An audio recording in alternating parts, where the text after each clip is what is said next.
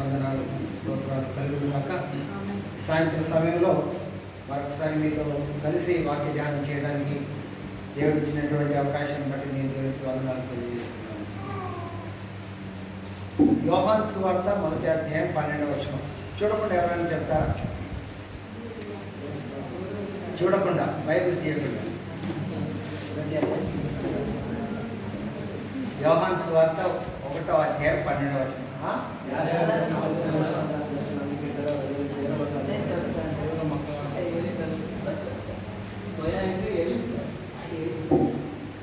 Basic కదా, అది చాలా ప్రాముఖ్యమైనటువంటి ప్రారంభ వాక్యం, ఫండమెంటల్. తను ఎందరూ అంగీకరించరో ఏం అధికారం ఇచ్చాడని అనుకుంటున్నా అక్కడ, దేవుని పిల్లలవుటకు, ఇంకా వేరే ట్రాన్స్లేషన్లో దేవుని కుమారులవుటకు, కుమార్తెలవుటకు అని కూడా ఉంది. సో ఎక్కడెక్కడ బైబిల్లో కుమారులు అని వస్తుంది కదా, అక్కడ కుమార్తెలు కూడా ఇంక్లూడెడ్.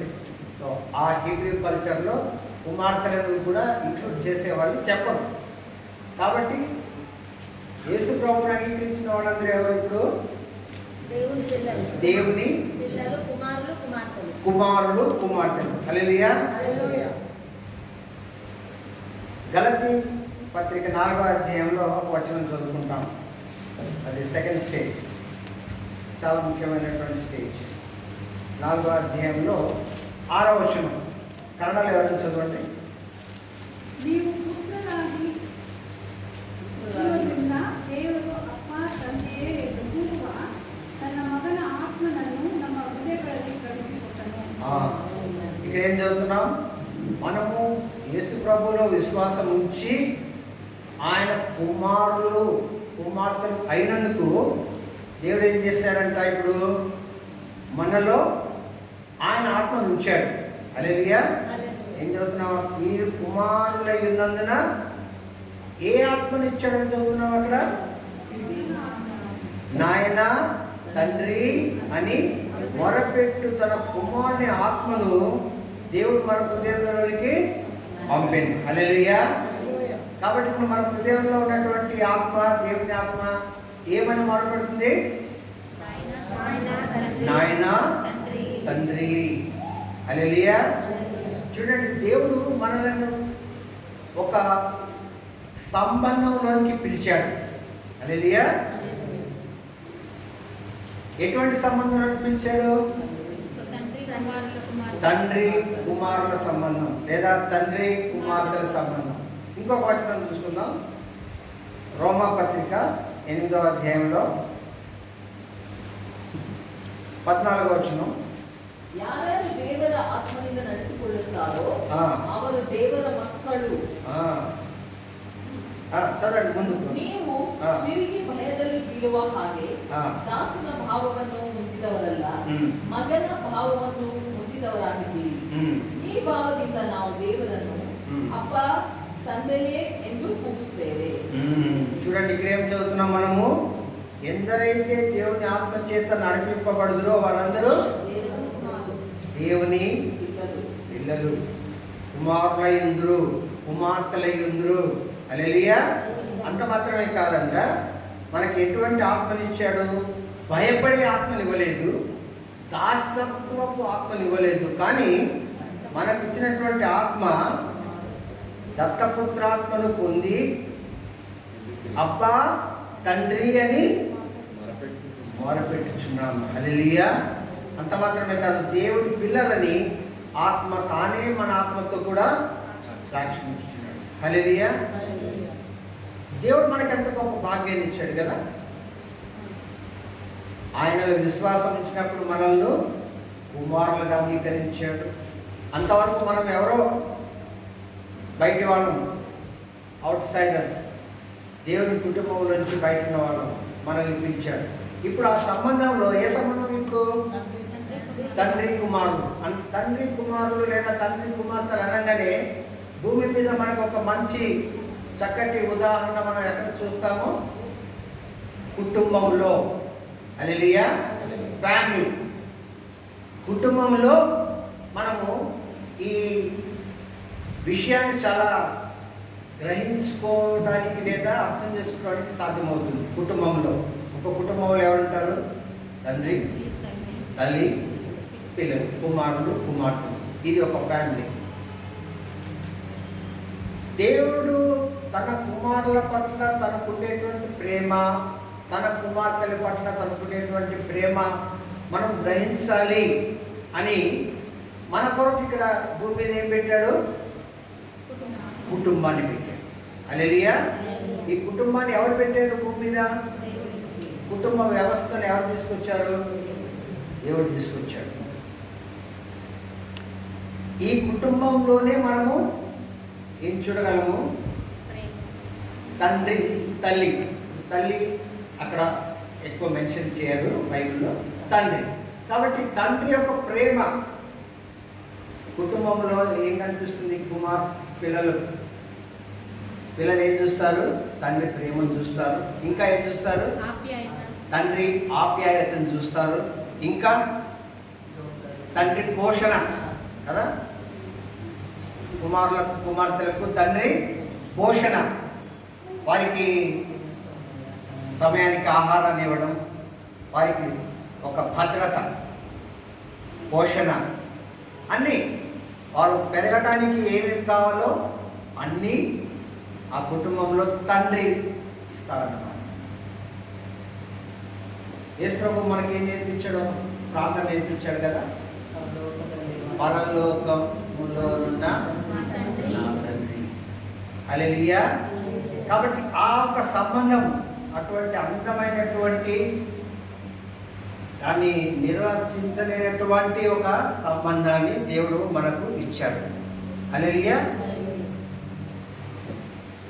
ఆ కుటుంబంలో, ఆ సంబంధంలో ఇంకొక విషయం కూడా ఉన్నది. ఇప్పుడు ఇంతవరకు మనం ఏం చెప్పుకున్నాం? ప్రేమను చూసాం, ఆప్యాయతను చూసాం, పోషణ చూసాం, రక్షణ చూసాం, భద్రత చూసాం. ఇంకొకటి కూడా ఉంది, దండించుట.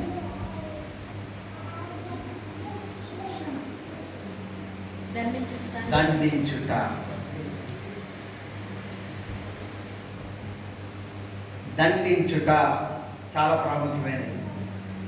ఆ వర్డ్ అంతగా బాగలేదు కానీ ఓకే. దండించుట, శిక్షణ. ఓకే, ఇప్పుడు కరెక్ట్ వర్డ్కి వస్తున్నా. బైబిల్ నుంచి ఒక ప్యాసేజ్ చదువుకుందాం. చాలా ప్రాముఖ్యమైన ప్యాసేజ్ అది. హెబ్రీ పత్రికలో చదువుతాం మనం 12వ అధ్యాయంలో. ఈరోజు మనం ధ్యానించేటువంటి అంశం అది. ఆ అంశానికి ఇప్పుడు మనం వస్తున్నాము. ఏంటి ఆ అంశము?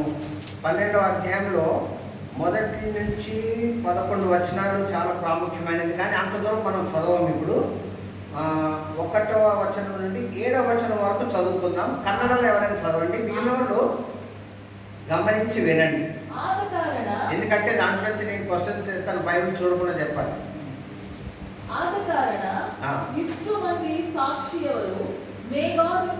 గమనించాలి. ఈ 12వ అధ్యాయం వెనక ఏదుంది? హెబ్రీ పత్రికలో 12వ అధ్యాయం వెనక ఏదండి? 11వ అధ్యాయం ఉంది, అంతే కదా. 12వ అధ్యాయం వెనక ఏముంది? 11వ అధ్యాయం. 11వ అధ్యాయంలో ఏముంది? విశ్వాస వీరుల జాబితా. ఓకే, సో ఆ జాబితా అంతా దాటినాక ఇప్పుడు 12వ అధ్యాయం చదువుతున్నాం. చదువు. ಆದಕಾರಣ ಇಷ್ಟು ಮಂದಿ ಸಾಕ್ಷಿಯವರು ಮೇಘಾಧಿಪತಿಯಲ್ಲಿ ನಮ್ಮ ಸುತ್ತಲೂ ಇರುವುದರಿಂದ ನಮಗೆ ಅಭ್ಯಂತರ ಮಾಡುವ ಎಲ್ಲಾ ಭಾರವನ್ನು ಹತ್ತಿಕೊಳ್ಳುವ ಪಾಪವನ್ನು ನಾವು ಸಹ ತೆಗೆದಿಟ್ಟು ನಂಬಿಕೆಯನ್ನು ಹುಟ್ಟಿಸುವನು ಪೂರೈಸುವನು ಆಗಿರುವ ಯೇಸುವಿನ ಮೇಲೆ ದೃಷ್ಟಿ ಇಟ್ಟು ನಮಗೆ ನೇಮಕವಾದ ಓಟವನ್ನು ಸ್ಥಿರಚಿತ್ತದಿಂದ ಓಡೋಣ.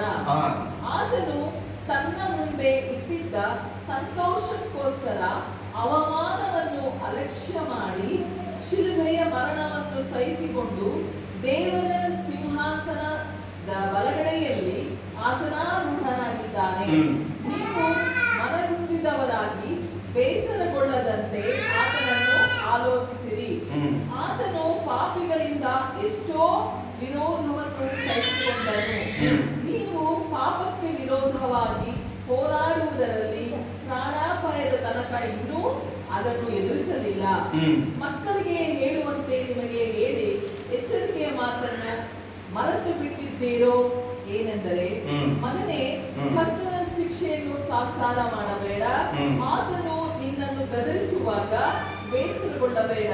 ಕರ್ತನು ತಾನು ಪ್ರೀತಿಸುವವನನ್ನೇ ಶಿಕ್ಷಿಸುತ್ತಾನೆ. ತಾನು ಸೇರಿಸಿಕೊಳ್ಳುವ ಪ್ರತಿಯೊಬ್ಬ ಮಗನನ್ನು ಹೊಡೆಯುತ್ತಾನೆ ಎಂಬುದು. ನೀವು ಶಿಕ್ಷಿತರಾಗುವುದಕ್ಕಾಗಿಯೇ ನಿಮಗೆ ಶಿಕ್ಷೆಯಾಗುತ್ತದೆಂದು ತಿಳಿದು ಅದನ್ನು ಸಹಿಸಿಕೊಳ್ಳಿರಿ. ದೇವರು ನಿಮ್ಮನ್ನು ಮಕ್ಕಳೆಂದು ನಡೆಸುತ್ತಾನೆ. ತಂದೆಯಿಂದ ಶಿಕ್ಷೆ ಹೊಂದದ మగనెల్లి చాలు 7 వచనాలు చదివాం. ఓకే, ఇప్పుడు తెలుగులో చదువుకుందాం. తెలుగులో 1-2 వచనాలు వద్దు. ఆ 1-2 వచనాల్లో విశ్వాసమునకు కర్తయు దానిని కొనసాగించు యేసు వైపు చూస్తూ మీరు పరిగెత్తమని ఉంది అక్కడ. తర్వాత 3వ వచనం నుంచి ఏముందంటే, మీరు ఎవరైనా చదువుతారా? తెలుగు ఉందా? చదవండి. మీరు అలసట పడకయు మీ ప్రాణములు విసుకకియు ఉండునట్లు పాపాత్ములు తమకు వ్యతిరేకముగా చేసిన తిరస్కారమంతయు ఓర్చుకొనిన ఆయనను తలంచుకొని. ఆయనను అంటే యేసు ప్రభువును తలంచుకోండి. మీరు పాపముతో పోరాడుటలో రక్తము కారునంతగా ఇక దానిని ఎదిరింపలేదు. ఎందుకంటే యేసు ప్రభువుల వారు రక్తము కార్చి ఆయన శిలువలో చనిపోయాడు. కానీ మనం ఎవరో రక్తాన్ని కాదడం లేదు. తర్వాత మరియు నా కుమారుడా, ప్రభువు చేయు శిక్షను తృణీకరించకుము. ఆయన నిన్ను గద్దించినప్పుడు విసుకకుము.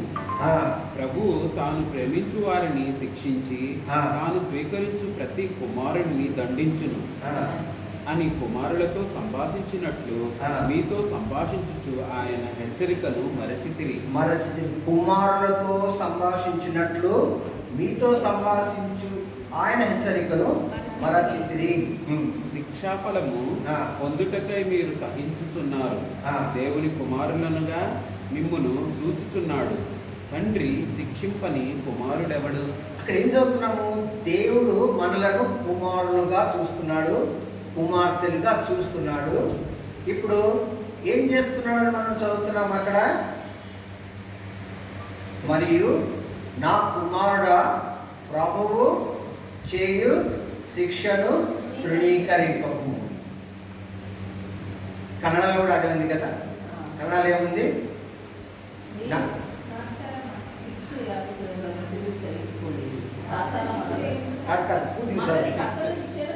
కర్తన శిక్షను గమనించండి ఒకసారి. నా వైపు చూడండి. కన్నడలో కర్తన శిక్షే, తెలుగులో ప్రభువు చేయు శిక్ష. శిక్ష అనగానే మనకేమర్థమవుతుంది? ఈ 2 మాటలు కన్నడలో చదివాం, తెలుగులో చదివాం. ఏమర్థమవుతుంది శిక్ష అంటే? తప్పు చేసిన వాళ్ళకు ఒక పనిష్మెంట్ కదా. స్టూడెంట్ హోంవర్క్ చేయకుండా ఇంటికి వస్తే స్కూల్కి వస్తే టీచర్ ఏం చేస్తుంది? నేను చిన్నగా ఉన్నప్పుడు ఇప్పుడు లేవు ఆ పనిష్మెంట్. మోకాళ్ళ మీద నిలబెట్టేవాళ్ళు, లేదంటే గోడ కుర్చీ. ఏంటది?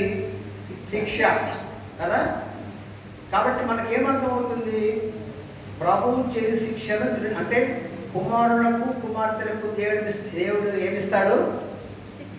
పనిష్మెంట్ కాదు. పనిష్మెంట్ గురించి కాదు. ఇక్కడ మనం ఎందుకు ఈ ట్రాన్స్లేషన్స్ ఇలా జరిగాయో తెలియదు, కానీ ఇంగ్లీష్లో చదివితే దాని యాక్చువల్ వర్డ్ ఇంగ్లీష్లో కాదు, ఈవెన్ గ్రీక్. ఎందుకంటే న్యూ టెస్ట్మెంట్ ఏ భాషలో రాయబడింది? గ్రీక్ భాషలో రాయబడింది. గ్రీక్ భాషలో ఆ పదాన్ని సరిగ్గా ట్రాన్స్లేట్ చేస్తే ఏమొస్తుందంటే, ఇంగ్లీష్ బైబిల్ ఎవరి దగ్గర ఉందా? చదువు. రాహుల్ చదువుతాడు ఇంగ్లీష్ బైబిల్లో. Yes, 5th verse. And you have forgotten the exhortation which speaks to you as to sons. My son, do not despise the chastening of Lord. Okay, నువ్వే చదివే ట్రాన్స్లేషన్ ఏంటి? KJV, King James version, New King James version. Okay, my son, do not despise, తృణీకరించకుము, despise the chastisement అని ఉంది king James version లేదా new King James వర్షన్లో. Chastisement అది కూడా కరెక్ట్గా మనకు అర్థం రావట్లా. చాస్నింగ్ లేదా చాస్టైజ్మెంట్ కరెక్ట్ మీనింగ్ రావడం లేదు. కానీ ఈఎస్పి ట్రాన్స్లేషన్ కానీ చూసినట్లయితే, ఈఎస్పి బైబిల్ దగ్గర ఉందా? మీ దగ్గర ఉంది, చదువు. My son, do not regard lightly the discipline of the Lord. Wait పరిగెత్తద్దు నాన్న, స్లోగా మన చదువు. My son, Do not regard do not regard lightly the discipline of the discipline of the Lord. the Lord. Nor be చాలు మనకు కావాల్సిన అంశం అది. శిక్ష కాదండి,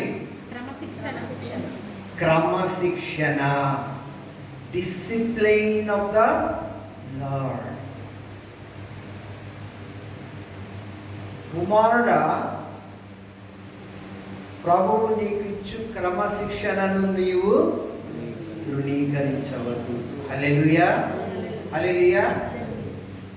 డిసిప్లైన్ అది రైట్ వర్డ్. కాబట్టి కన్నడలో అదే వర్డ్ ఉండాలి, ఇంగ్లీష్లో అదే వర్డ్, తెలుగులో అదే వర్డ్ ఉండాలి. తెలుగులో అందరికి తెలిసిపోయింది ఏంటి ఆ వర్డ్, అది క్రమశిక్షణ. కన్నడలో తాత్సార కాదు, తాత్సార అంటే నెగ్లిజెన్స్. ఏం తాత్సార ಮಾಡ್ತಿದೀಯ ಅದು అది ಶಿಕ್ಷೆ ಎಂದು ತಾತ್ಸಾರ ಮಾಡಿ. ಈ ಶಿಕ್ಷೆ ಅನ್ನೋ ವರ್ಡ್ ಅದರ ಬದಲು ಕನ್ನಡದಲ್ಲಿ ಹೇಗಿರ್ಬೇಕು? ನೀವು ಶಿಕ್ಷಿತರಾಗುವುದಕ್ಕಾಗಿಯೇ ನಿಮಗೆ ಶಿಕ್ಷೆಯಾಗುತ್ತದೆ. ಕರೆಕ್ಟ್. ಶಿಕ್ಷಿತರು, ಶಿಕ್ಷೆ ಬೇಸರಿಗೊಳ್ಳಬೇಡ. ఓకే. కన్నడలో శిస్తు అనేవాడు విన్నారా? శిస్తు ఏంటి? శిస్తు అంటే డిసిప్లిన్ కదా, అది వర్డ్. కాబట్టి ఈ కుటుంబ వ్యవస్థలో తండ్రి ఏం చేస్తాడు? కుమారులకు కానీ కుమార్తెలకు కానీ ఏం చేస్తాడు? ఎలా పెంచుతాడు? వారికి భోజనం పెట్టడం మాత్రమే కాదు, ప్రేమ చూపడం మాత్రమే కాదు, రక్షణ ఇవ్వడం మాత్రమే కాదు, కావలసిన సౌకర్యాలు ఇవ్వడం మాత్రమే కాదు, ఇంకేం చేస్తాడంట? క్రమశిక్షణ.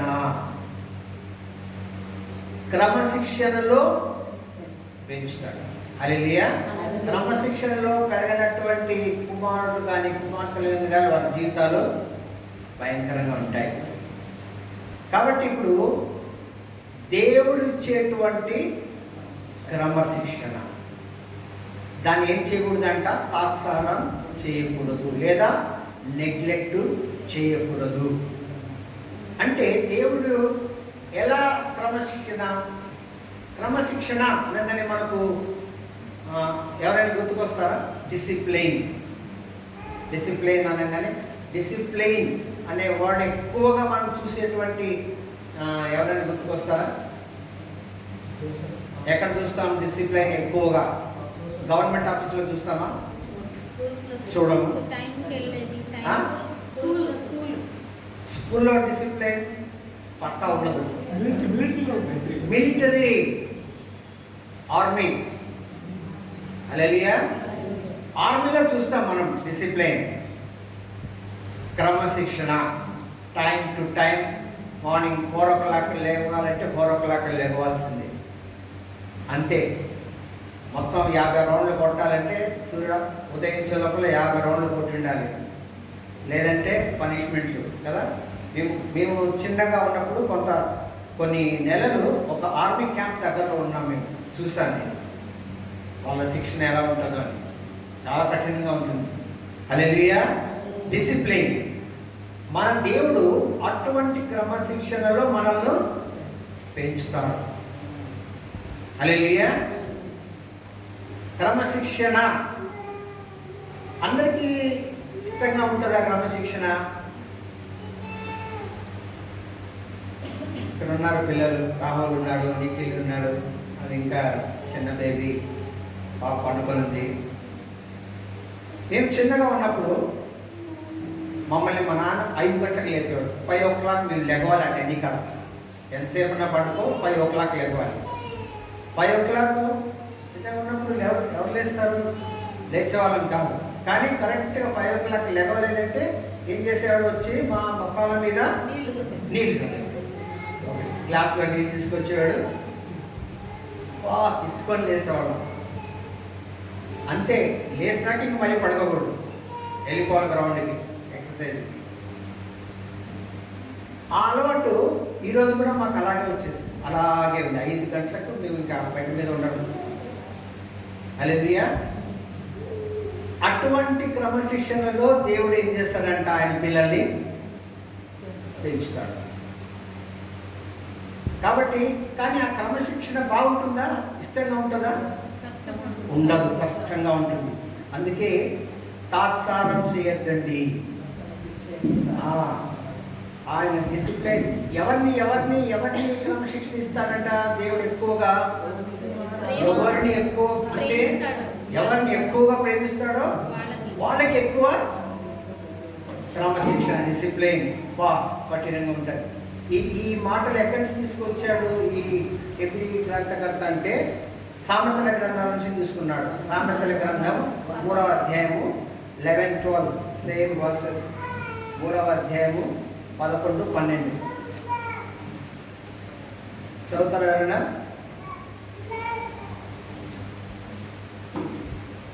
నా కుమారుడా, యెహోవా శిక్షను తృణీకరింపవద్దు.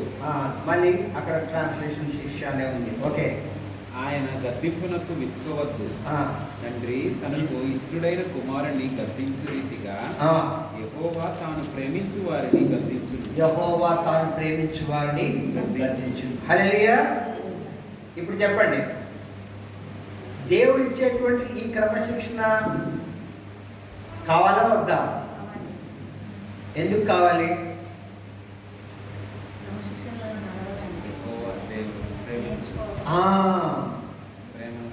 ఆ క్రమశిక్షణ మనకు ఉంది అంటే దానికి ఏంటి అర్థం, కారణం ఏంటి? ఆయన మనల్ని ఎక్కువగా ప్రేమిస్తున్నాడు. హల్లెలూయా. కాబట్టి దేవుడి ప్రేమను ఎక్కువగా కావాలి అని కోరుకునే వాళ్ళకి ఏముంటుంది? క్రమశిక్షణ ఉంటుంది, గద్దింపు ఉంటుంది, దండించటం, ఇందాక చెప్పారు కదా, దండించటం ఉంటుంది. ఇవన్నీ కూడా ఇందుకు దేవుడు ఈ క్రమశిక్షణ, ఈ గద్దింపు, ఈ దండింపు ఎందుకు చేస్తాడంట? అదే భాగంలో మనం చదువుతాము. దేవుని వాక్యంలో కారణం ఏముందని అక్కడ చదువుకుందాం. ఎందుకంటే అక్కడి నుంచి మనం ఆన్సర్ తీసుకుంటే చాలా బాగా. 10వ వచనం, 12వ అధ్యాయం హెబ్రీ 10వ వచనం. వారు ఆ తండ్రిలు అంటే అక్కడ వెనుక వచనాల్లో ఈ భూమి మీద ఉండే తండ్రుల గురించి రాయబడింది. ఆ భూమి మీద ఉండే తండ్రులు ఇచ్చేటువంటి శిక్షణ లేదా క్రమశిక్షణ గురించి రాయబడింది. ఇప్పుడు ఏం చదువుతున్నాం అక్కడ?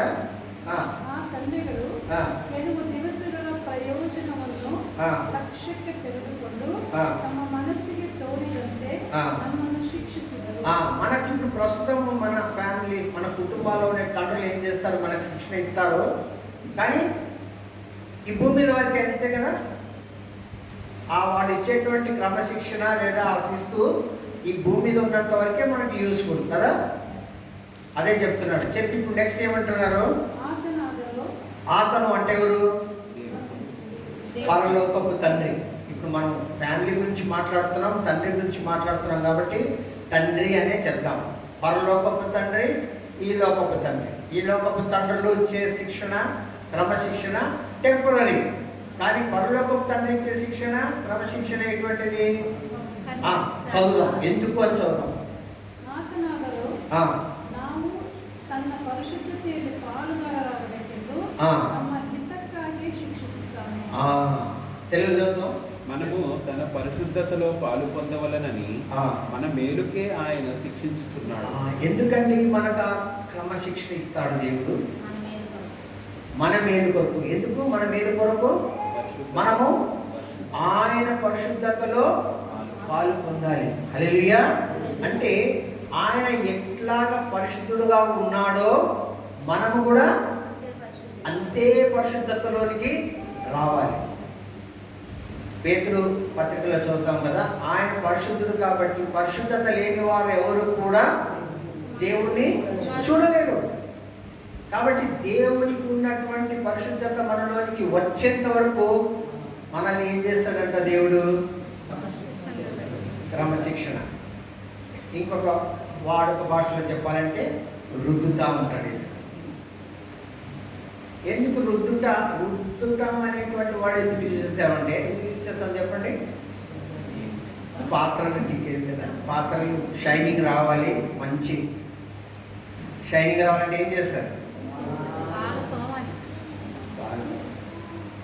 మనల్ని దేవుడు ఎక్కువగా ప్రేమించినప్పుడు మనం ఆయన పరిశుద్ధతలో ఆయనలాగా ఉండాలని మనల్ని కూడా ఏం చేస్తాడు? ఆయన బాగా హల్లెలూయా రుద్దినప్పుడు అబ్బా రుద్దదు తండ్రి అనద్దండి.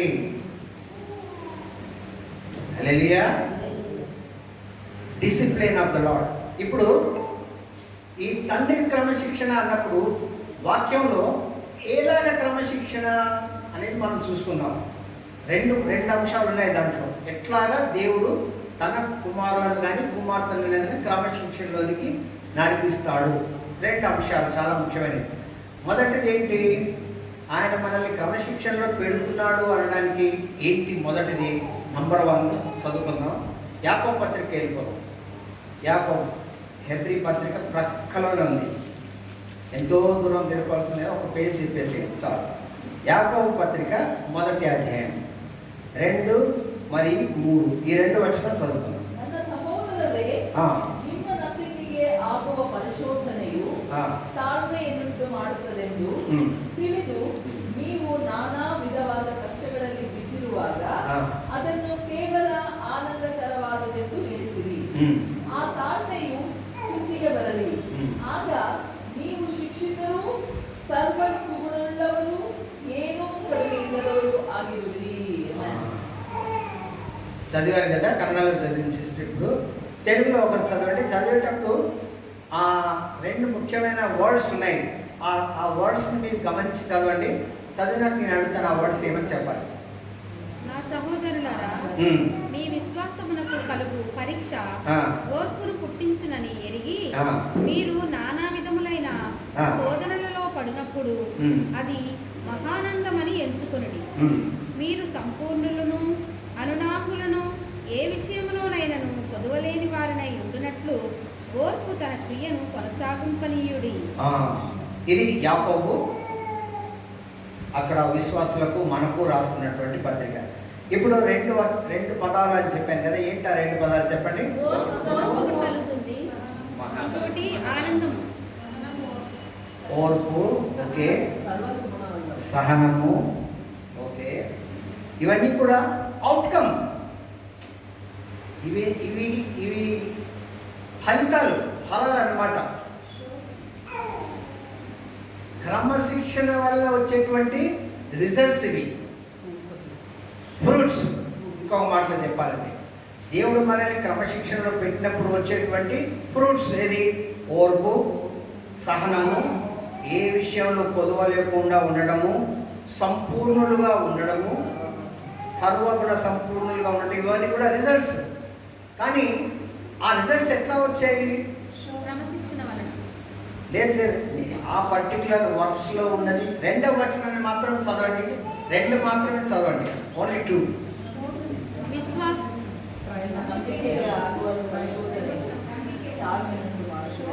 ఓకే, ఒక్కొక్క లాంగ్వేజ్లో చదవం. ఫస్ట్ కన్నడలో చదవం. ನನ್ನ ಸಹೋದರರು, ನಿಮ್ಮ ನಂಬಿಕೆಗೆ ಆಗುವ ಪರಿಶೋಧನೆ, స్లోగా చదువుతాం, స్లో మోషన్, చాలా స్లో ನಿಮ್ಮ మోషన్. ನಂಬಿಕೆಗೆ ನಿಮ್ಮ ನಂಬಿಕೆಗೆ ಆಗುವ ಪರಿಶೋಧನೆ. ವೆಯ್ಟ್. ನಿಮ್ಮ ನಂಬಿಕೆಗೆ ಆಗುವ పరిశోధనే, అది ఫస్ట్ వర్డ్ గమనించండి. విశ్వాసమునకు కలుగు పరీక్ష. దేనికి అక్కడ ఆ పరిశోధన అనేది దేనికి జరుగుతూ ఉందంట? విశ్వాసము. ఈ విశ్వాసాన్ని మనం స్టార్టింగ్ ఎక్కడ చూసాము? జాన్ 1:12. ఎందరైతే అంగీకరించురో, ఎందరో ఆయన నామమందు విశ్వాసం ఉంచారో, ఆ విశ్వాసం అక్కడ స్టార్ట్ అయింది కదా. ఆ విశ్వాసానికి ఇప్పుడు ఏం జరుగుతుందంట? కన్నడలో ఏం చదువుతున్నాం? పరిశోధనే, కరెక్టా? పరిశోధనే అది చదువుతున్నాం, ఓకే. కానీ అది కరెక్ట్ వర్డ్ కాదు. తెలుగులో చదువుదాం అదే ముక్క. నా సహోదరులారా, మీ విశ్వాసం విశ్వాసమునకు కలుగు పరీక్ష. మీ విశ్వాసమునకు కలుగు పరీక్ష. పరీక్ష. నిలబడండి. ఏం కలుగుతుందంట? పరీక్ష. కన్నడ వైపు చదివిన కన్నడ వాళ్ళకి అస్సలు అర్థం కాదు. ఇది ఏంటి? పరిశోధనే. పరిశోధన ఏంటి? అంటే రీసెర్చ్ అండి, రీసెర్చ్. రీసెర్చ్ కదా, పరిశోధనే. ఏదో వెతకడం లేదంటే పరిశీలించడం కదా. బట్ ఒరిజినల్ వర్డ్ అది కాదు అక్కడ. పరీక్ష. పరీక్షకు పరిశోధనకు వ్యత్యాసం ఇదియా? ఉంది. ఇదే కదా. పరీక్ష ఇస్ నాట్ పరిశోధనే. కానీ అక్కడ విశ్వాసానికి ఏమి ఇస్తాడంట? దేవుడు పరీక్ష పెడతాడు. ఆయన ఇచ్చే డిసిప్లిన్లో భాగంగా ఫస్ట్ పార్ట్ ఏంటంటే, దేవుడు తన బిడ్డలకు, తన కుమారులకు, కుమార్తెలకు వారు ఏ విశ్వాసంతో అయితే విశ్వాస యాత్ర ప్రారంభించుంటారో, ఏ విశ్వాసంతో విశ్వాస జీవితాన్ని ప్రారంభించుంటారో ఆ విశ్వాసానికి ఏమొస్తుందంట? పరీక్ష. ఇంగ్లీష్లో రాహుల్ పరీక్ష రాశాడు, నిఖిల్ పరీక్ష రాశాడు. ఇంగ్లీష్లో ఏమంటారు? ఎగ్జామ్. ఇంకోటి test. Exam okay, annual exam. కానీ టెస్ట్ ఎక్కువగా వాడే పదం టెస్ట్, పరీక్ష. దేనికి పరీక్ష? మనం విశ్వాస జీవితంలో ప్రయాణం చేసేటప్పుడు మన విశ్వాసం ఎంతవరకు వచ్చిందా అని ఏం పెడతాడంట దేవుడు? టెస్ట్లు పెడతాడు. టెస్ట్లు పెట్టకుండా రాదు నువ్వు PU2 వచ్చావా, రాగలిగావా? లేదు కదా. Test compulsory. ప్రతి ఒక్క జీవితంలో పరీక్ష కంపల్సరీ. ఆ పరీక్ష దేవుడు పెడతాడు. ఎక్కువ ఎవరిని ప్రేమిస్తాడో వాళ్ళకి ఎక్కువ పరీక్షలు పెడుతుంటాడు. దేనికి పరీక్ష? విశ్వాసానికి. మన విశ్వాసం దేని మీద ఉంటుంది?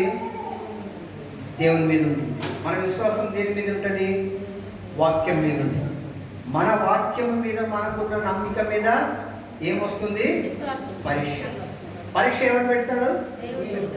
మర్చిపోవద్దండి.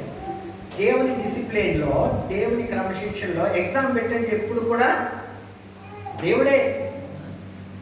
హల్లెలూయా. కానీ దేవుడు కొన్నిసార్లు క్వశ్చన్ పేపర్ ఆయనే ఇస్తాడు. కాదు కాదు కాదు, ఆన్సర్ మాత్రం ఇవ్వడు. మర్చిపోండి. కాలంలో కూడా ఎక్స్పెక్ట్ చేయదు. పరీక్ష పెట్టినప్పుడు దేవుడు తన కుమారులకు, కుమార్తెలకు క్వశ్చన్ పేపరు ఆయనే పెడతాడు. కొన్నిసార్లు ఏం చేస్తాడో తెలుసా? క్వశ్చన్ పేపరు ఇప్పుడు మన యూనివర్సిటీస్లో, కాలేజెస్లో ఎగ్జామ్స్ జరుగుతాయి కదా. అప్పుడు ఓకే, హై స్కూల్ చెప్పుకున్నాం. హై స్కూల్లో పబ్లిక్ ఎగ్జామ్ రానంత వరకు క్వశ్చన్ పేపర్లు ఎవరు ఇస్తారు? ఆ స్కూల్లో టీచర్లే కదా, లోకల్. కానీ పబ్లిక్ ఎగ్జామ్ క్వశ్చన్ పేపర్ ఎవరు ఇస్తారు? బయట ఇస్తారు. ఎక్స్టర్నల్ క్వశ్చన్ పేపర్ సెంటర్ బయట ఉంటారు. ఎగ్జామ్ మాత్రం మన ఇన్స్టిట్యూషన్లో ప్రిన్సిపాల్ పెట్టిస్తారు. అలాగే మన క్రైస్తవ జీవితంలో కూడా మనకు ప్రతిసారి పరీక్ష వచ్చినప్పుడు ఆ పరీక్ష పెట్టేది ఎవరు? దేవుడే. కానీ కొన్నిసార్లు ప్రశ్న పేపరు ఆయనే డైరెక్ట్గా ఇస్తాడు, కొన్నిసార్లు వాడికి చెప్తాడు. ఎవరు? ఎట్లా చెప్పగలను ఈ మాట? దేవుని వాక్యంలో మనం చూస్తాం. ఫస్ట్ దేవుడు పెట్టిన క్వశ్చన్ పేపర్ ఎవరికి? చూద్దామా? ఆదికాండం 22. ఆదికాండం 22.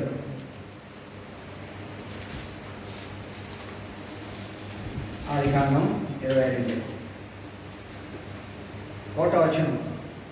ಈ ಸಂಗತಿಗಳು ಆದ ಮೇಲೆ ದೇವರು ಅಬ್ರಹಾಮನನ್ನು ಪರಿಶೋಧಿಸಿದನು. ట్రాన్స్లేషన్. ఎందుకు మనకు కొన్ని ఈ బైబిల్లో ఉన్న సంగతులు, అంశాలు మనకు స్పష్టంగా ఎందుకు గ్రహించుకోలేకపోతున్నాం లేదా అర్థం చేసుకోలేకపోతున్నాం అంటే ఒక కారణం ఏంటంటే ఈ ట్రాన్స్లేటర్స్ ఎగ్జాక్ట్గా ట్రాన్స్లేట్ చేయలేకపోయారు. ఒరిజినల్ మిస్ చేశారు. ఓకే, ఇప్పుడు కన్నడలో ఏం చదివాం? ఈ సంగతులు జరిగిన తర్వాత పరిశోధించెను. పరిశోధించడం తెలుగులో కూడా అదే, కానీ ఇంగ్లీష్లో ఏముంది? టెస్టెడ్. అది పరిశోధన కాదు, అక్కడ ఏం రీసెర్చ్ చేయడం లేదు. దేవుడు ఏం చేస్తున్నాడు? అబ్రహాముకున్న విశ్వాసానికి క్వశ్చన్ పేపర్ ఇచ్చేసాడు. ఆ క్వశ్చన్ ఆ పరీక్ష దేవుడు పెట్టాడు. పరీక్ష పేపర్ కూడా ఎవరు ఇచ్చారు? దేవుడే ఇచ్చాడు. ఏమన్నాడు? నువ్వు వెళ్ళి నేను చూపించే కొండ మీద నీకు ఒక్కగా ఉన్న కుమారుడిని, నువ్వు ప్రేమించే కుమారుడిని ఫలించేసి అంతే. ఇప్పుడు అబ్రహాం ఎలా రెస్పాండ్ చేశాడు దానికి? అది మనం నేర్చుకోవాలి మన జీవితంలో. మనం నేర్చుకోవాల్సింది ఏంటంటే దేవుడు ప్రశ్న పెట్టాడు, పరీక్ష పెట్టాడు, కానీ అబ్రహాం ఎలా రెస్పాండ్ చేశాడు? ఏమీ అనలేదు. అబ్రహాం అక్కడ ఎక్కడ రెస్పాన్స్ చేసినట్లుగా ఒక వర్డ్ కూడా లేదు ఏ చదివిన బైబిల్లో. ఆయన రాత్రి చెప్పాడు, మార్నింగ్ ఇంకా చీకటి కొండగానే లేచి వెళ్ళిపోయాడు. విధేయత. అబ్రహాం ఏం చేస్తున్నాడు? అబ్రహాముకున్న విధేయత దేని మీద ఆధారపడి ఉంది? విశ్వాసం. ఆ విశ్వాసం దేని మీద ఆధారపడి ఉంది? దేవుని మాట. దేవుని మాట ఏముంది? ఇస్సాకు మూలముగా నీకు ఈ లోక జనులను నేను ఆశీర్వదిస్తాను అన్నాడు. అంటే ఇస్సాకు పిల్లలు పుట్టే కదా ఆశీర్వాదం వచ్చేది. ఇస్సాకు పిల్లలు పుట్టాలంటే ఇస్సాకు బ్రతికుంటారు కదా. అబ్రహాం ఏం చేస్తున్నాడు? సైలెంట్గా నేను అనుకుంటాను, చెప్పావు నాకు తెలుసులే అనుకున్నాడు. అబ్రహాం అనుకుంటాను, ఎందుకంటే ఒక్క మాట మాట్లాడకుండా వెళ్ళిపోయాడు. వెళ్ళిపోతూ ఆయన మాటల్ని మనం గమనించినట్లయితే ఆయన ఆ రెస్పాన్స్లో ఆయనకు ఉన్నటువంటి విశ్వాసాన్ని చూస్తాం కదా. కుమారుడు అడుగుతాడు కదా, ఆ కుమారుడు కంటే ముందు ఒక మాట చదువుదాం. అది చాలా ఎందుకు మనకు అటువంటి విశ్వాసం మనం దేవుని వాక్యంలో కలిగి ఉండాలి. పరీక్షలు మనకు కూడా వచ్చాయి, నాకెన్నో వచ్చాయి, బహుశా మీకు కూడా వచ్చి ఉండొచ్చు. ఇక్కడ చూద్దాం, అబ్రహాము శారాకు ఒక మాట కూడా చెప్పలేదు. చెప్పినట్టుగా మనం చూడము. ఎందుకంటే ఒకవేళ శారాకు అని చెప్పినంటే అయ్యో బాబు అని లబ్బో దిగో మొత్తుకొని పోవద్దండి అనేది తెలుసు. శారా వీక్నెస్ తెలుసు కాబట్టి చెప్పకుండా వెళ్ళిపోయి ఆమె ఇంకా పడుకోకుండానే వెళ్ళిపోయాడు. ఇప్పుడు చూడండి 6వ వచనమా కాదు 6వ వచనం కంటే ముందు 5వ వచనం చదువు.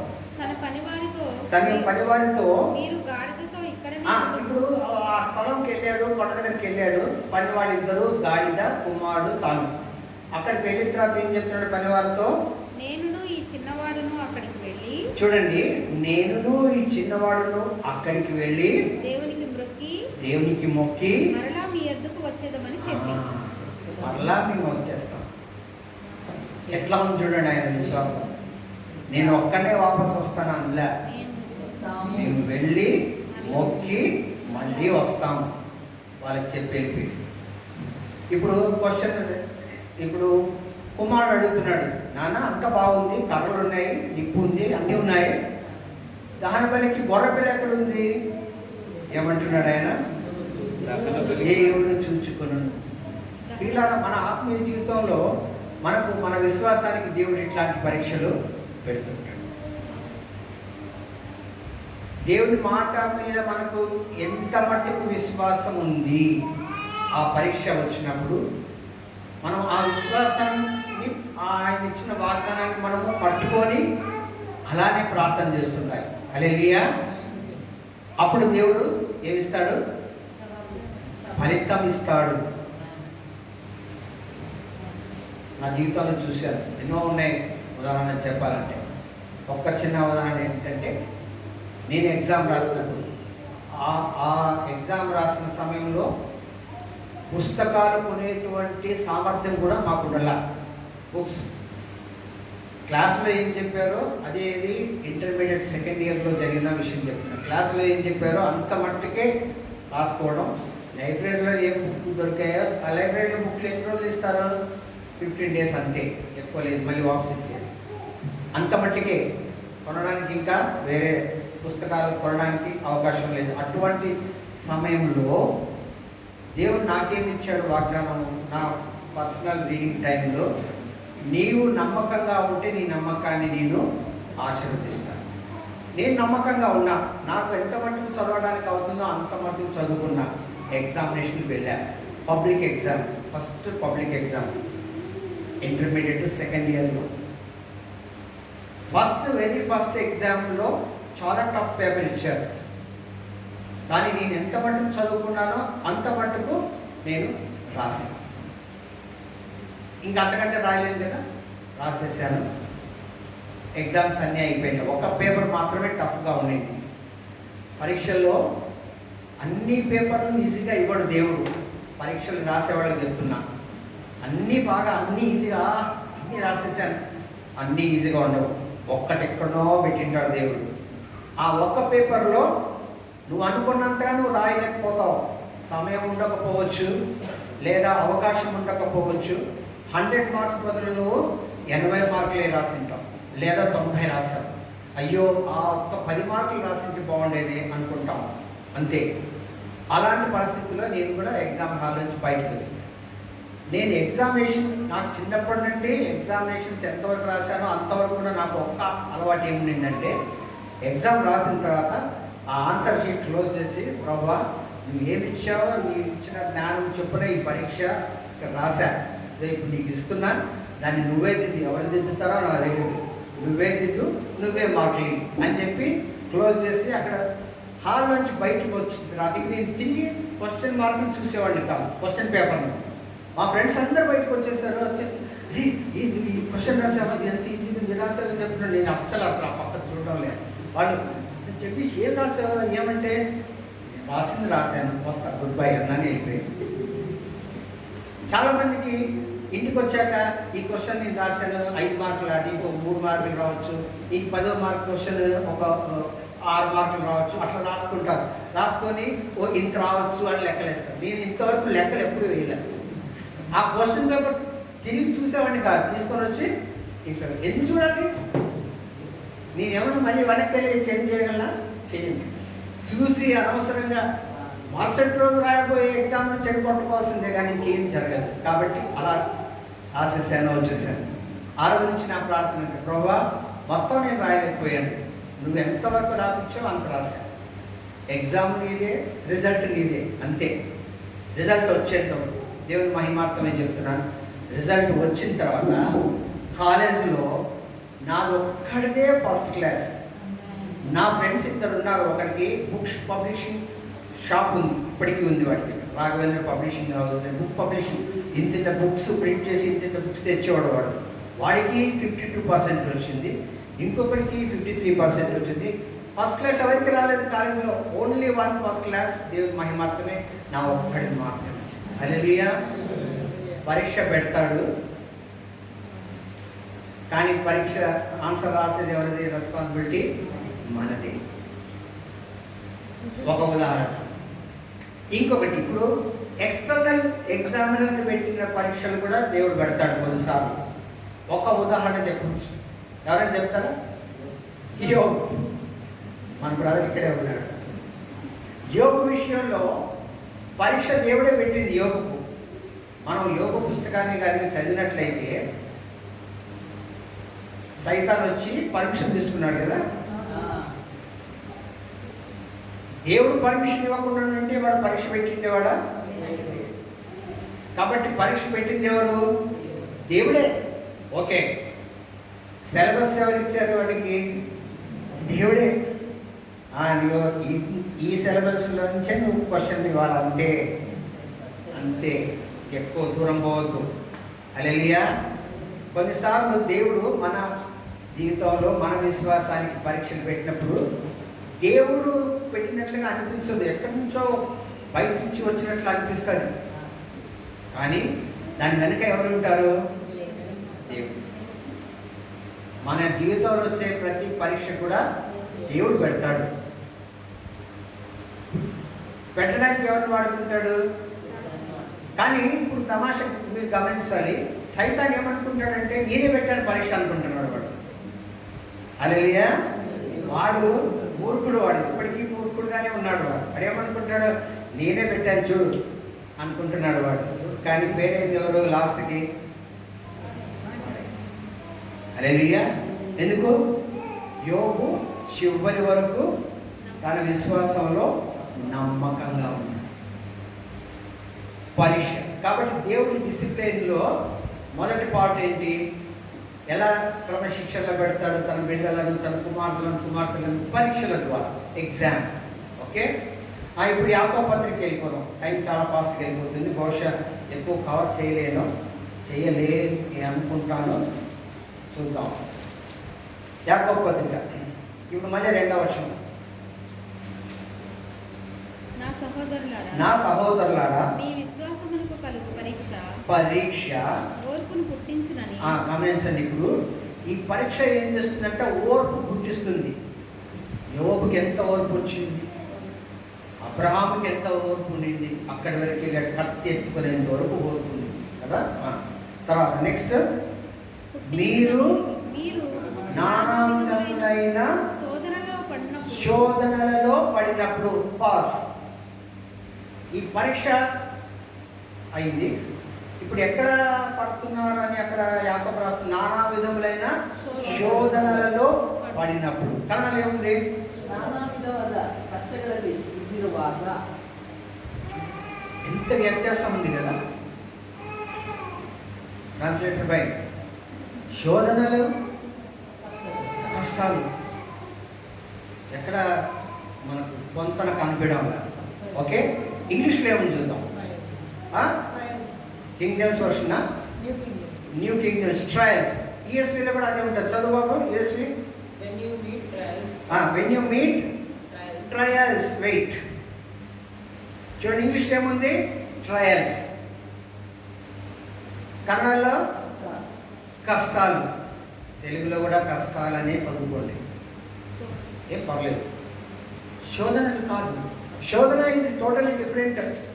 అది సంపూర్తిగా అది వేరే.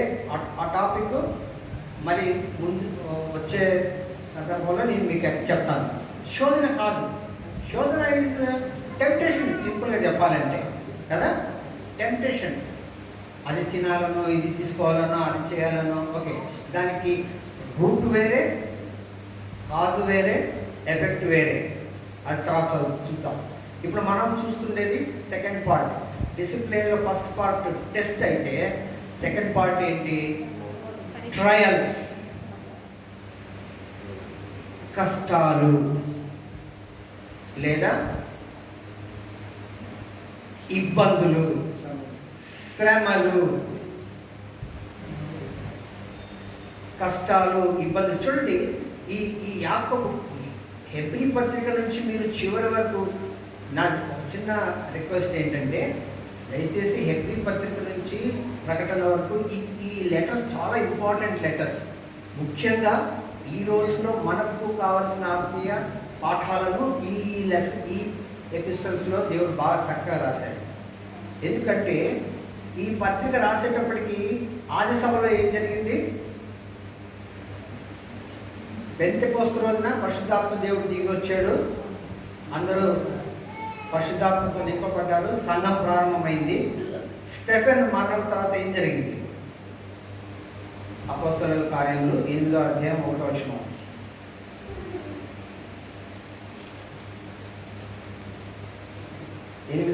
మొదటి వచనం. ఆ కాలమందు యెరూషలేములోని సంఘమునకు గొప్ప హింస కలిగినందున అపోస్తలులు తప్ప అందరూ యూదయ సమరయ దేశముల యందు చెదరిపోయి. ఏం జరిగిందంటమ్మా తెలుగులో? గొప్ప హింస కలిగినందున. కన్నడలో ఏముందమ్మా? హింసే. ఓకే. ఇంగ్లీష్లో ఏముంది? పర్సెక్యూషన్. ఓకే. పర్సెక్యూషన్కి ఇంకొక వర్డ్ కూడా మనం చూస్తాం బైబిల్లో. ట్రిబ్యులేషన్ అని అన్నారు వర్డ్. ట్రిబ్యులేషన్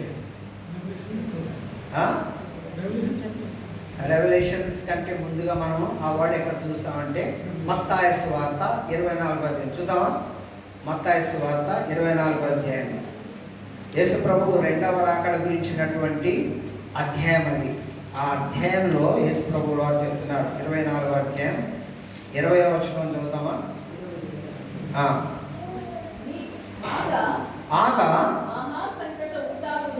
ಮಹಾಸಂಕಟ ಉಂಟಾಗುವುದರಿಂದ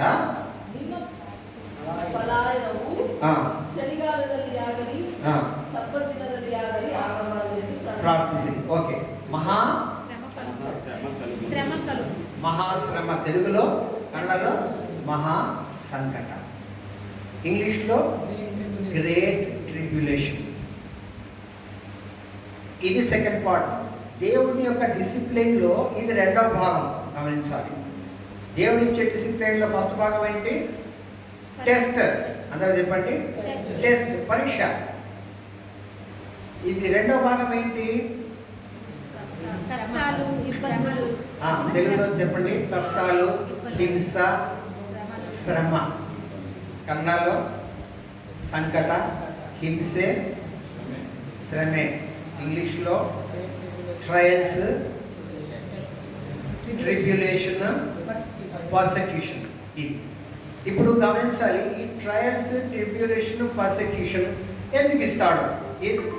దీన్ని ఎవరిస్తారు? ఎవరిస్తారు చెప్పండి? ఇది ఎవరిస్తారు?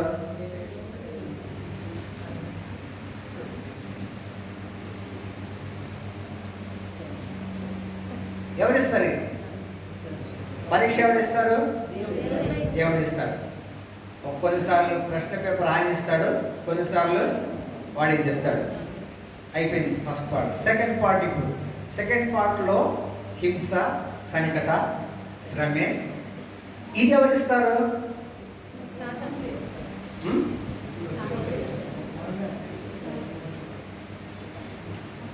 ఇది కూడా దేవుడే. ఎందుకంటే మీరు గుడ్డిగా ఒక్క అంటే చూపించడానికి చాలా విషయాలు ఉన్నాయి. నేను ఇక్కడికి ముగిస్తాను. బట్ ఇది మెయిన్ చాలా ఇంపార్టెంట్ విషయం. ప్రభు చేత అయితే ముందు వచ్చే వారం ఒక అవకాశం ఉంటే పంచుకుంటాం. ఏంటంటే ఆయనను నమ్మిన విశ్వాసుల జీవితాలలో ఏమి జరిగినా కూడా దేవుడు ఎస్ అంటే తప్ప ఏది జరగదు. హల్లెలూయా. అది గుడ్డిగా మనం నమ్మాలి. యోబు జీవితంలో చూసాం, ఇంకా చాలా ఉన్నాయి. యోసేపు జీవితంలో ఉదాహరణ చెప్పాలని చాలా ఉన్నాయి.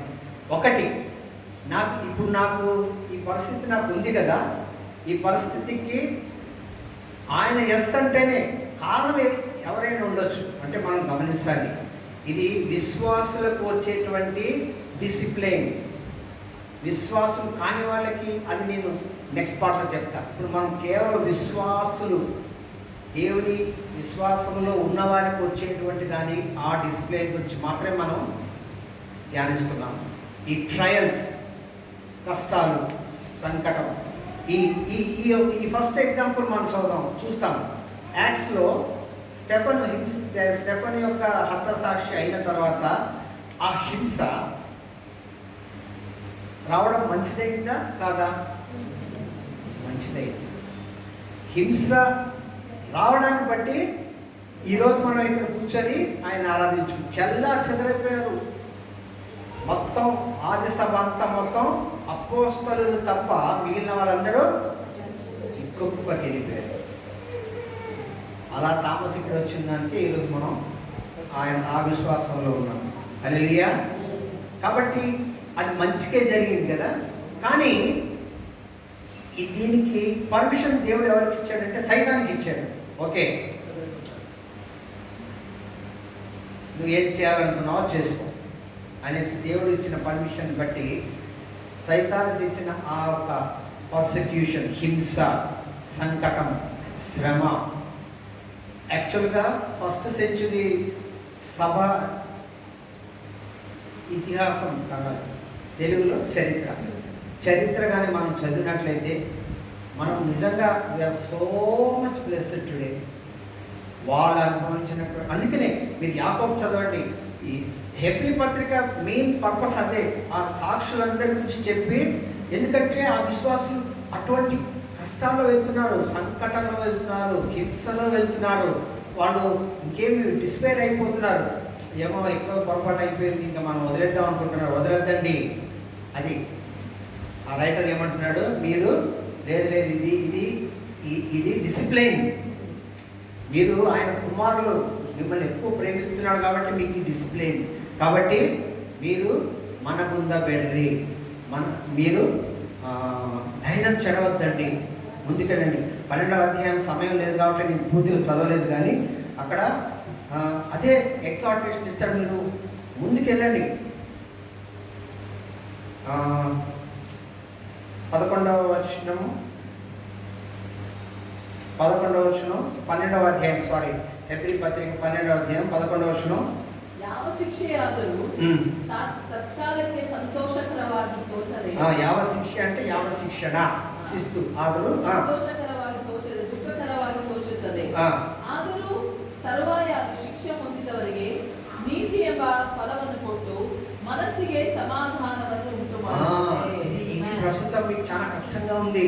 మీరు హింస, మీ సంకట, మీ దుఃఖం చాలా భరించలేనటువంటిది నిజమే. కానీ దాని యందు అభ్యాసము కలిగిన వారికి, దేని యందు దేవుడు ఇచ్చేటువంటి ఆ డిసిప్లైన్, ఆ క్రమశిక్షణ, ఆ శిస్తుల మీరు కానీ అభ్యాసం చేసుకుంటే వీటి ఏమవుతుంది, నీతి యందు సమాధానకరమైన ఫలం ఇస్తుంది. ఏం చేయాలా? వెయిట్, ఓపిక. కాబట్టి నెక్స్ట్ వచనాలు చదువుతాం చూడు. కాబట్టి సడలిన చేతులను, సడలిన మోకాళ్ళను బలపరుచుడి. అప్పటికే ఇంక వాళ్ళు మోకాళ్ళ మీద వంగి ప్రార్థనలు చేసి చాలా అయిపోయింది వాళ్ళకి. ఇంకెంతకాలం చేయాలి ప్రార్థన? లేదు, బలపరచుకోండి. ప్రార్థనలు వదిలేద్దండి. ప్రార్థనలు ఇందాక మొదలు చెప్పాడు కదా, అద్భుత కానివి. ప్రార్థనలో కంటిన్యూ అయితే ఏమవుతుంది? అద్భుతాలు చూస్తాం. కంటిన్యూ. మీ పాదాలకు మార్గములను సరళము చేసుకుని. కాబట్టి సెకండ్ పార్ట్ ఏంటి? ప్రభు ఇచ్చే డిసిప్లిన్లో రెండో పార్ట్ ఏంటి? శ్రమ, సంకటము, కష్టాలు. ఇవన్నీ ఎక్స్టర్నల్గా వచ్చేటువంటి, బయట నుంచి వస్తున్నాయి ఇవన్నీ. టెస్ట్, పరీక్ష, దేవుడు పెట్టే పరీక్ష ఎక్కడి నుంచి? పరీక్ష దాని ప్రెజర్ ఎక్కడి నుంచి వస్తుంది? లోపల ఉన్న విశ్వాసానికి వస్తుంది కదా. ఇది కూడా విశ్వాసానికి, కానీ లోపల నుంచి కాదు, ఇది బయట నుంచి వస్తుంది. ఎవరు ఇస్తున్నారు దానికి దేవుడు పర్మిషన్ ఇచ్చేసాడు. ఎవరికి? సైతానికి పర్మిషన్ ఇచ్చేసాడు. ఓకే, కానీ దేవుడు పర్మిషన్ ఇచ్చిన ప్రతిసారి ఏం చేస్తాడు తెలుసా? ఏం చేస్తాడు? సిలబస్ చేస్తాడు, సెట్ చేస్తాడు. ఇది ఈ ఫ్రేమ్ వర్క్ లో మాత్రమే నువ్వు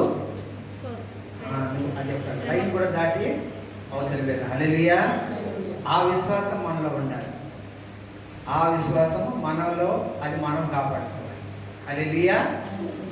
కాబట్టి దేవుడి డిసిప్లిన్లో, దేవుడి క్రమశిక్షణలో ఎన్ని పాటలు ఉన్నాయని చూసాం? 2 పాటలు. ఒకటి పరీక్ష, టెస్ట్. రెండవది కష్టాలు, శ్రమలు, హింసలు, trials and tribulation. Test from God, trials and tribulations from the devil with the permission of దేవుని అనుమతితో అపవాది నుండి. ఇప్పుడు మనం చివరి రోజుల్లో ఉన్నాం కదా, మనం చాలా ఎక్కువగా ఒక మాట వింటూ ఉంటాం కాదు, ఆల్రెడీ జరుగుతూ ఉన్నది. మనం వీఆర్ బ్లెస్డ్ హియర్. ఏం జరుగుతుంది? పర్సిక్యూషన్. ఆల్రెడీ విశ్వాసంలో ఉన్న వాళ్ళకి హింస, సంకటము, కష్టాలు. మా రెండో కొడుకు జోసెఫ్ ఈ మధ్య లాస్ట్ వీక్ ఛత్తీస్గఢ్, తెలంగాణ బార్డర్లో ఛత్తీస్గఢ్లో ఒక 8-9 villages all Naxal dominated villages, ఎక్కడైతే క్రైస్తవులకు నక్సలైట్స్ నుంచి బెదిరింపులు 6 మంది పాస్టర్స్ని కొడితే 2 పాస్టర్స్ చనిపోయారు, ఇంకా 4 పాస్టర్స్ ఇంకా కోలుకుంటున్నారు, అయినా కానీ విశ్వాసంలో బలంగా ఉన్నారు. హల్లెలూయా. దేవుడు మనకి ఇంకా ఆ సెకండ్ పార్ట్ మనకి ఇవ్వలే ఇంకా, దేవుని స్తోత్రం. కానీ ఫస్ట్ పార్ట్ చాలామంది మనలో ఉన్నారు. విశ్వాసం కాపాడుకోనేటువంటి పరీక్షలో మనం చాలామంది ఉన్నాం. కానీ ఏం చేయాలి? మనము నిలబడాలి. అబ్రహాం నిలబడ్డట్లు, యోబు నిలబడ్డట్లు, యోసేపు నిలబడ్డట్లు. హల్లెలూయా. ఈ శ్రమ ఏదైతే గ్రేట్ ట్రిబ్యులేషన్ కదా, చివరి యేసు ప్రభు వచ్చే దినాలు ఆయన రాకముందు ఒక మహాశ్రమ జరుగుతుంది. చదివాము ఇప్పుడే. గ్రేట్ ట్రిబ్యులేషన్ ఎవరు ఇస్తారో, ఎవరి నుంచి వస్తున్నది? దేవుని నుంచే. కానీ ఎవరు దానికి ఆథర్, దాన్ని జరిపించేది ఎవరు? సైతాన్. అది మనం నెక్స్ట్ సెషన్లో మనం అది ధ్యానించాం. ఓకే, ఇక్కడికి ముగిస్తాం. ఓకే, దీంట్లో కళ్ళు మూసుకుందాం. దేవుని క్రమశిక్షణ గురించి మనం ఈరోజు ధ్యానించాము. ఆ క్రమశిక్షణలో 2 భాగాలు: పరీక్ష, టెస్ట్, శ్రమ, సంకటము, కష్టాలు, ట్రయల్స్ అండ్ ట్రిబ్యులేషన్స్. రెండింటికి ఆయనే ఆథర్. కానీ రెండవ దాన్ని సైతాను ద్వారా ఆయన జరిపిస్తాడు. కానీ ఈ మధ్యలో మన విశ్వాసమునకు కలిగేటువంటి ఆ పరీక్ష కానీ ఆ శ్రమలు కానీ మనల్ని విశ్వాసంలో బలపరిచేలాగా మనలను మనము మోకాళ్ళ మీద ఉండి ప్రార్థన మరియు వాక్యం ద్వారా ప్రభులో ముందుకు కొనసాగాలని దేవుడు మనతో ఈ సమయంలో మాట్లాడాడు. ప్రేమల తండ్రి, ఈ మాటలు బట్టి, ఈ వాక్యాన్ని బట్టి స్తోత్రము. నీలో మేము దృఢంగా ముందుకు సాగడానికి మీ కృపనివ్వండి ప్రభువా. మీ పరిశుద్ధతలో మేము కూడా పాలు పొందుకునేలాగున ఆ ఓర్పు, నీతి అను సమాధానము మా ఫలమును మా జీవితంలో కనిపించలాగున మీ ఆత్మకార్యము మా జరిపించమని యేసు నామములో ప్రార్థిస్తున్నాం తండ్రి. ఆమేన్.